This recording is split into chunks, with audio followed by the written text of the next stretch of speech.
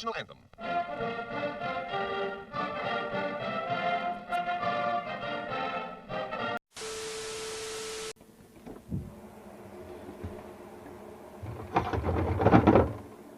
Oh, hello.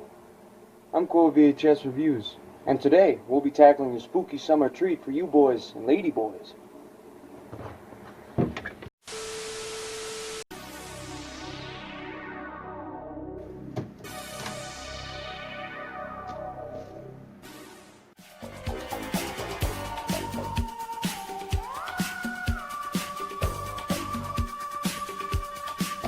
Friday the 13th Part 3, or preferably Friday the 13th Part 3 in 3D, is the third in a franchise of films directed by Steve Miner and produced by Frank Mancuso Jr.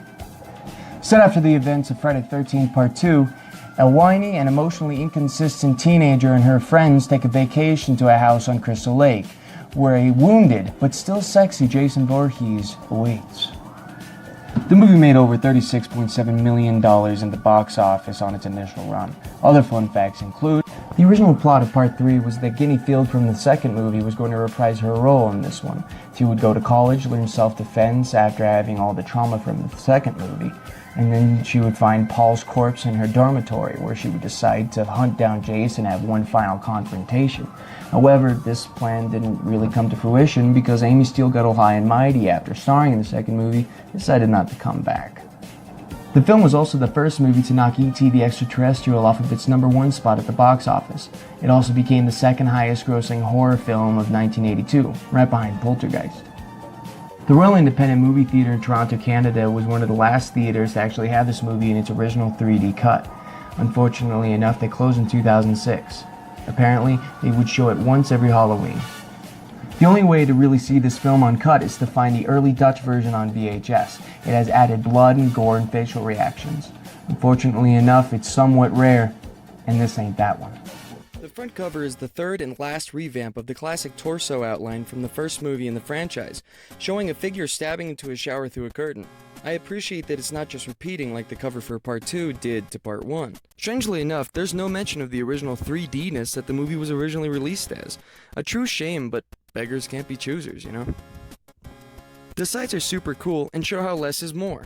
The back cover has 4 stills from the movie, showing a naked lady, a chokey lady, a half and half boy, and the replacement for Crazy Ralph from the first 2 movies.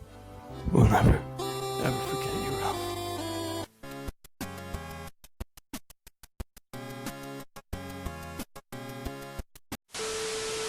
Do you or a loved one suffer from pigeon toe?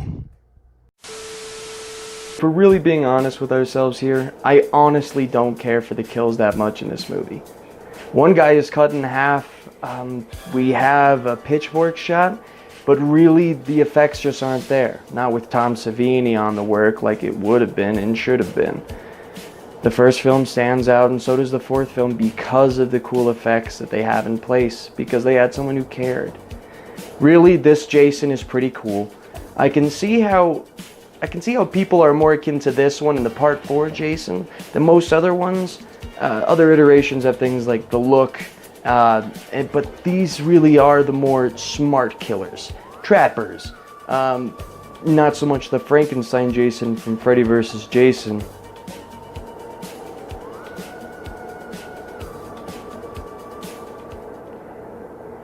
No. Not my Jason. Anyway, if we're talking about the kills, and in terms of the kills, I really think it's not the best movie out there. It's the perfect Friday the 13th movie. It just does what a Friday the 13th movie is supposed to do. Honestly, if you're trying to introduce somebody to a Friday the 13th movie, this is the one you should choose. It's got all the basic attributes. I do love, however, a lot of the acting inside, mostly from the bikers because they ham it up, and especially from my boy. You know the one.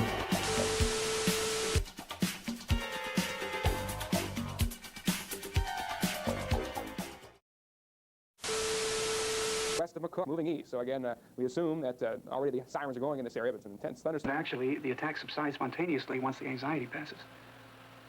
Are you saying you think this is all? That one's in the dirt. It's 2 balls and 2 strikes to shoot. The Dodgers are in 4th. So that each of my kids who live out of town can bring their families in once a year. to be a heritage. One gets